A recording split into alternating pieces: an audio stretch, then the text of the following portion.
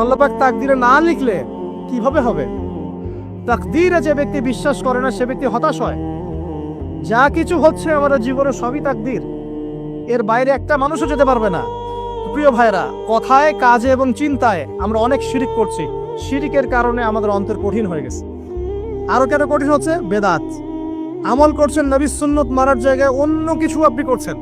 এমন এমন কিছু আমল করছেন যেগুলোর সাথে রাসূলের সুন্নতের কোনো সম্পর্ক নাই এবং সাহাবীদের সুন্নতেরও কোনো সম্পর্ক। এই ক্ষেত্রে গিয়ে আপনি বেদাত করছেন, বেদাত করে অন্তর কঠিন হয়ে যাচ্ছে।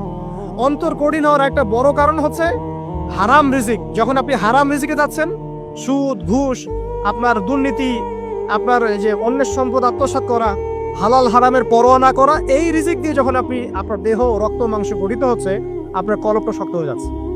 আল্লাহ পাক তাকদীরে না লিখলে কিভাবে হবে? তাকদীরে যে ব্যক্তি বিশ্বাস করে না সে ব্যক্তি হতাশ হয়।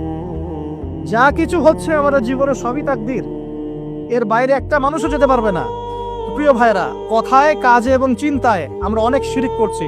শিরিকের কারণে আমাদের অন্তর কঠিন হয়ে গেছে। আরো কেন কঠিন হচ্ছে? বেদাত আমল করছেন, নবীর সুন্নত মারার জায়গায় অন্য কিছু আপনি করছেন। এমন এমন কিছু আমল করছেন যেগুলোর সাথে রাসূলের সুন্নতের কোনো সম্পর্ক নাই এবং সাহাবীদের সুন্নতেরও কোনো সম্পর্ক। এই ক্ষেত্রে গিয়ে আপনি বেদাত করছেন, বেদাত করে অন্তর কঠিন হয়ে যাচ্ছে।